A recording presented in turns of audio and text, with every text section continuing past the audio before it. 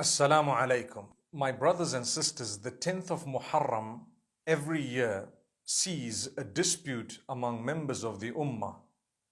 And unfortunately, people argue over what should be done, what shouldn't be done, what exactly happened, and what is the significance of this day. So I wish to simplify things and only to mention points that I think we can all nod our heads and say, yes, this is something I need. What happened? Initially, we did not know anything about the 10th of Muharram until we were told by the Prophet Muhammad, peace be upon him. Had he not told us, sallallahu alayhi wasallam, we would have known nothing about the 10th of Muharram, and perhaps we wouldn't have held it in any significance, but he did tell us, so that becomes irrelevant. He told us. What did he say? Well, when they arrived in Medina Munawwara, the Jews of Medina, the Jewish community of Medina, not necessarily the entire Jewish faith, but those who were in Medina Munawwara, they used to fast on this day, the 10th of Muharram. And the Prophet Muhammad, peace be upon him, was told when they inquired why they fasted, that, well, this was the day that the Prophet Moses, may peace be upon him, Musa alayhi salam, was saved. So there is discrepancy as to being saved from the Pharaoh, being saved in any other way, but the majority say saved from the Pharaoh. So the Prophet Muhammad, peace be upon him, said, well, we are more deserving of the Prophet Musa or Moses, may peace be upon him, than them, so we will fast this day. He fasted the 10th, and then he said, if I am around next year, I will fast the 9th and the 10th to make it 2 days, so that I can be different from this community. So, subhanallah, that was the significance. To celebrate or commemorate the victory of the oppressed over the oppressor. The lesson learnt is very clear, and it is more the lesson. Any one of us being oppressed, it's not going to last forever. A day will come when you will have victory. Wow, subhanallah. I'm happy, I'm excited about that. So a day will come when you will have victory. Things will change. Your tough days cannot last forever. Allah will definitely give you days of ease. And as for those who are oppressors, you wrong people, you harm them, you make their lives difficult, you abuse them, your day is coming too. So you'd rather turn to Allah before that day, unlike the Pharaoh who didn't turn until he was punished. Then it was too late. So that in a nutshell is the undisputed significance of this particular day among the Muslims. Among the Muslims, we believe that yes, there is significance, and we believe that it is the victory of the oppressed over the oppressor, and the vast majority would say it is a sunnah to fast. It's not compulsory. You don't have to fast, but it's a sunnah to fast. And if you're fasting, it's better to fast 2 days. And if really you were able to just fast 1 day, it's okay. Now, decades later, after the Prophet ﷺ's time, one of his grandsons, Al-Hussain ibn Ali radiyallahu anhuma, was martyred. He was martyred on the same day. By who? By others who were also companions or who were Muslim. Okay?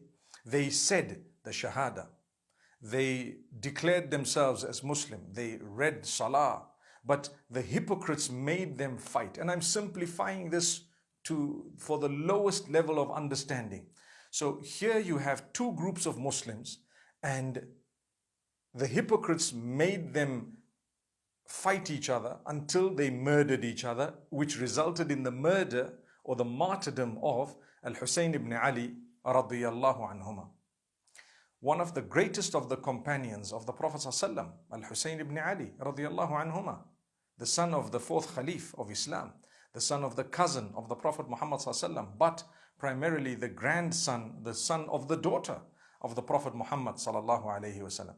We are saddened. We bleed every year when we think of it, and every time we think of it, not necessarily only during this occasion, but throughout the year. It's a point of sadness. But what I believe, the lesson we haven't learned to this day. We are still fighting each other, still killing each other. What did we learn? Primarily, what's of the greatest importance is the lesson. Like I said, the one about oppression, the one about the oppressed. Similarly, the one about allowing hypocrites to make you fight each other and kill each other. You're saying the shahada on both sides. Why are you killing each other? Why do you have so much of hate for each other within the ummah?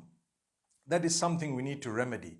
And I think an occasion like this, if you know the reality of it, and you're true to the deen of Allah, and you're true to Allah, you would actually learn the lessons from what happened to Al-Hussain ibn Ali radiyallahu anhuma, rather than making it an occasion of hate. May Allah subhanahu wa ta'ala grant us goodness. So you have people who say, oh, let's celebrate by distributing good food and so on this day. I believe that's a fabrication. I wouldn't do that. I don't want to do it. There are others who say, well, the narration is okay. That's up to you. I believe that's a narration fabricated. Islam does not give importance to food and drink except during the 2 Eids. That's it. Otherwise, food and drink on an occasion like this, no. I personally believe that narration is fabricated. If you don't, alhamdulillah, I'm not going to fight you, because I've learned a lesson that what's more important is not to kill each other over something. It's a difference of opinion. Subhanallah.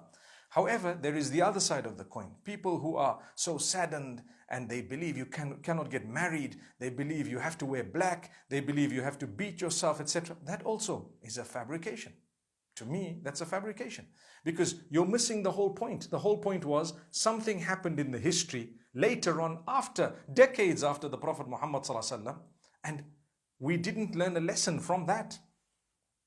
We still don't have the love, we still don't have the care, we still don't have the goodness, the good feeling in the hearts. Rather, we are filled with more hate than they. And we are filled with the readiness and preparedness to kill each other, subhanallah, over matters that we disagree on sometimes. My brothers and sisters, I wish to say, no matter what sect you belong to, don't kill others. Don't. You may believe you are right. It's okay. You, as a human being, you have the right to believe you're right. I believe I'm right too. But how you communicate that, don't you have the confidence in the truth that you are holding such that you can present your opinion and its evidences and walk away? That's it. You know, the duty of the Messenger ﷺ was to convey the message. مَا عَلَى الرَّسُولِ إِلَّا الْبَلَاغُ. So we are the followers of the Messenger. Convey the message. Look, I believe this.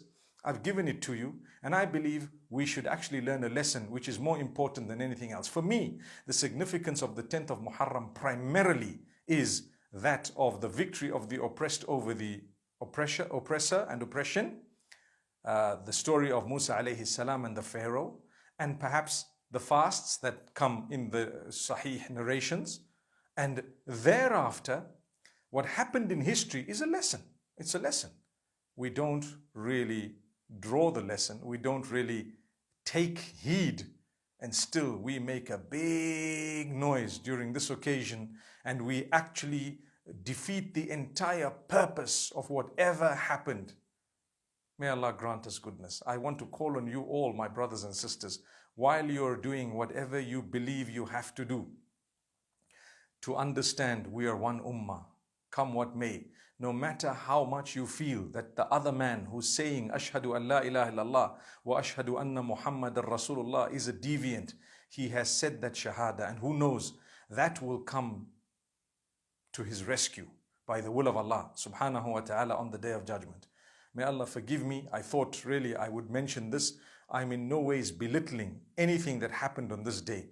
For me, one of my heroes is Al-Hussain ibn Ali radiyallahu anhuma, and he should be for every Muslim.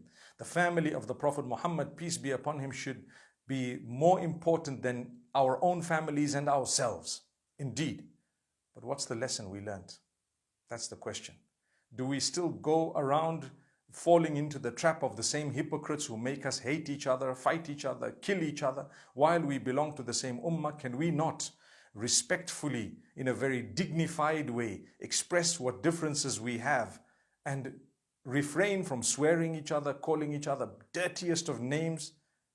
May Allah subhanahu wa ta'ala grant us the lesson. I hope we've benefited from this, and I hope that we've not misunderstood what I've tried to say. أقول قولي هذا والسلام عليكم ورحمة الله وبركاته.